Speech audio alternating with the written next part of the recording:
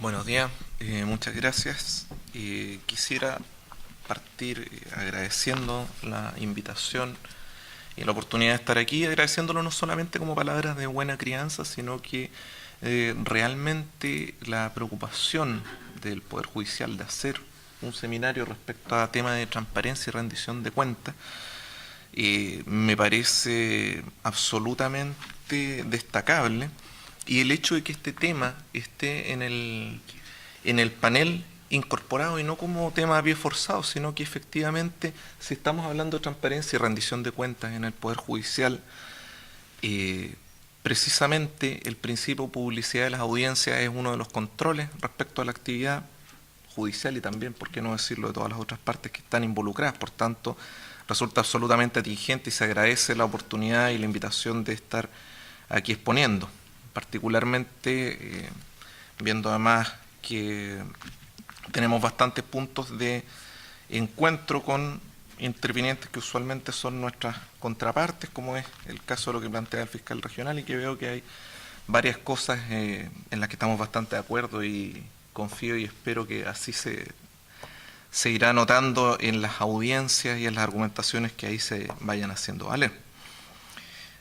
Quisiera partir esta exposición leyéndoles algunos titulares de diario, tomados realmente al azar en los últimos días, que tomé algunos diarios, y dije, a ver, ¿cómo andamos en la crónica roja en estos días? Veamos. Vecinos dieron brutal golpiza a delincuentes. La Estrella de Arica del 19 de junio, hace 2 días. Disculpen por supuesto el vocabulario que no es mío, sino que de los propios medios de prensa. 12 cumas detenidos por tirar mano.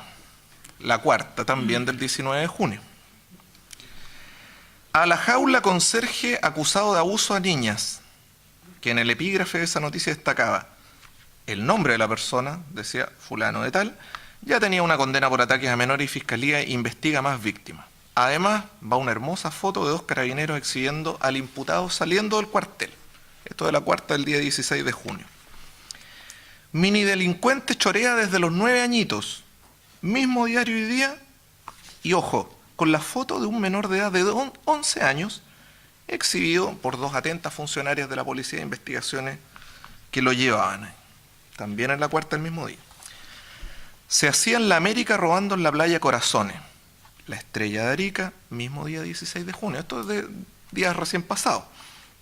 Ahora, como alguien podría alegar obviamente que la cuarta o que la Estrella de Arica no son necesariamente representantes de la seriedad con que la prensa nacional trata estas noticias, veamos cómo se trató noticiosamente por el Mercurio del fin de semana pasado, el Mercurio del domingo, cierto caso de presunto abuso sexual en un jardín infantil santiaguino con un imputado preso que negaba responsabilidad.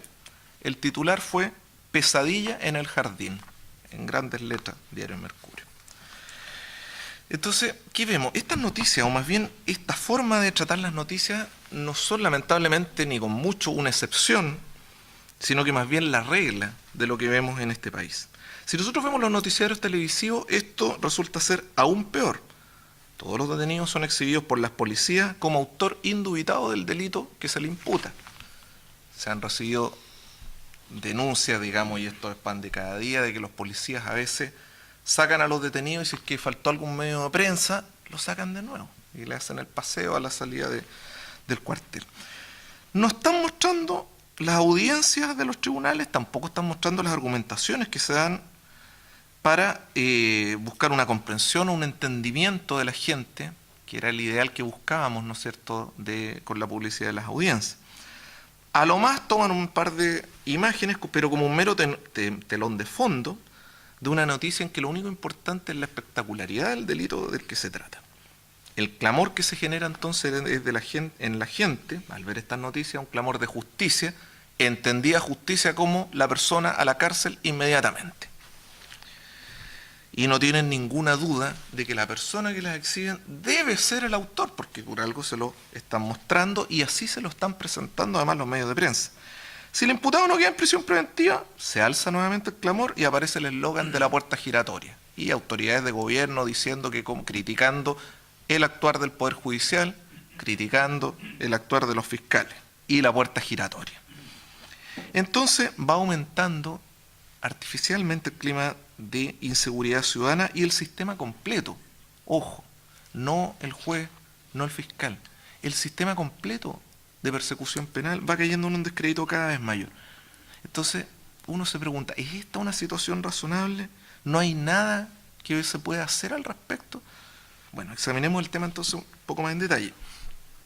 Se ha dicho, ya lo han dicho también, especialmente el magistrado Rodríguez, que me antecedió en el uso de la palabra, que el debido proceso es no solo una piedra angular en el sistema de protección de derechos humanos, sino que derechamente es un requisito de existencia del Estado de Derecho. Como tal, el debido proceso, ¿no es cierto?, forma parte del bloque constitucional de derechos. Esto es el conjunto de derechos de la persona asegurados por fuente constitucional o por vía del derecho internacional de los derechos humanos. Vale aquí la pena destacar la casi unanimidad en doctrina y jurisprudencia en el reconocimiento de la integración en carácter supralegal, usualmente de las normas internacionales de debido proceso, al bloque constitucional de derecho, por disposición expresa de nuestra Constitución desde el año 1989. Vale la pena señalarlo, digamos, en cuanto a que hubieron alegaciones, por lo menos inicialmente, en contra, que me alegro saber que están superadas por parte del Ministerio Público, en cuanto a que no tenía carácter constitucional, ¿no es cierto?, ciertas normas de debido proceso, específicamente la presunción de inocencia. Y por lo mismo, entonces, en este reconocimiento constitucional que se hace de todo el bloque constitucional de derechos humanos, se impone al Estado un deber triple: un deber de respeto, un deber de garantía y un deber de promoción de estos principios de derechos humanos. Como aspecto, o uno de los aspectos principales, es que no el más importante en cuanto a sus consecuencias de lo que es el debido proceso, está el principio de inocencia, llamado también presunción de inocencia.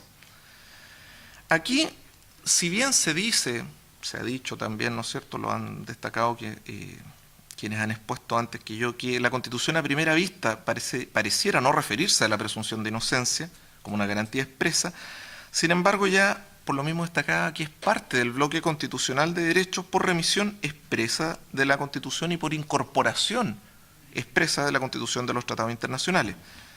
Las normas de la Convención Americana de Derechos Humanos y del Pacto Internacional de Derechos Civiles y Políticos de Naciones Unidas establecen claramente, en los artículos 8.2 y 14.2 respectivamente, que toda persona inculpada de delito tiene derecho a que se presuma su inocencia mientras no se establezca legalmente su culpabilidad mediante una resolución que haya sido obtenida cumpliendo con todos los requisitos de un debido proceso en cuanto a forma, contenido, procedimiento y características del tribunal que la dicta.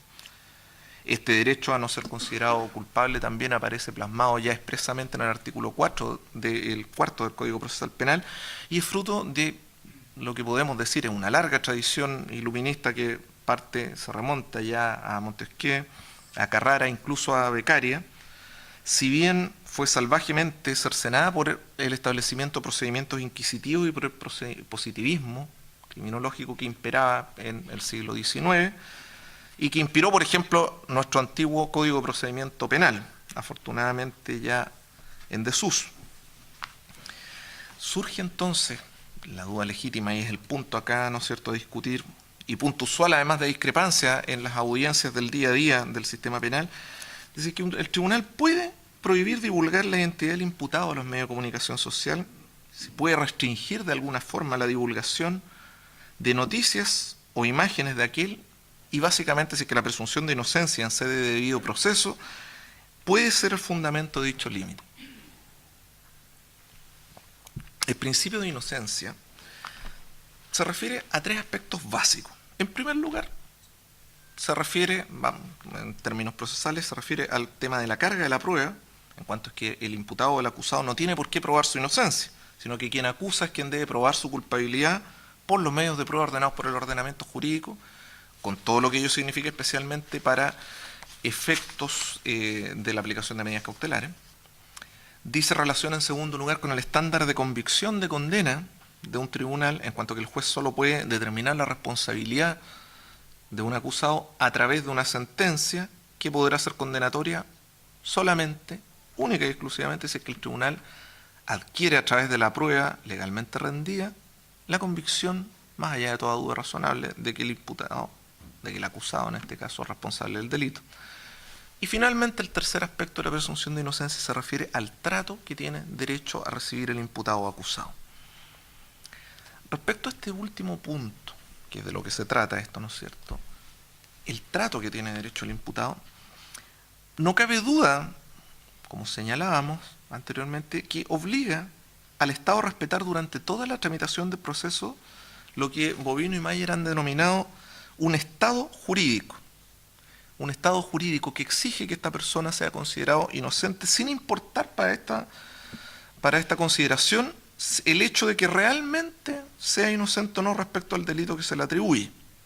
Es el estatus, es el Estado jurídico que tiene derecho a gozar durante todo el procedimiento y hasta la dictación, ¿no es cierto?, de la sentencia definitiva. Y debemos entonces dilucidar si es que este respeto debe o no extenderse a situaciones extraprocesales. Y en estas situaciones extraprocesales, y ya entrando en materia respecto a las prohibiciones de la prensa, ¿qué medidas puede o debe tomar el Estado, a través de todos sus órganos y poderes, para garantizar ese respeto? Una primera aproximación podemos verla en una sentencia de la Corte Interamericana de Derechos Humanos, que ha señalado expresamente el derecho a la presunción de inocencia, tal y como se desprende del artículo 8.2 de la Convención, exige que el Estado no condene informalmente a una persona o emita juicio ante la sociedad, contribuyendo así a formar una opinión pública mientras no se acredite conforme a la ley la responsabilidad penal de aquella.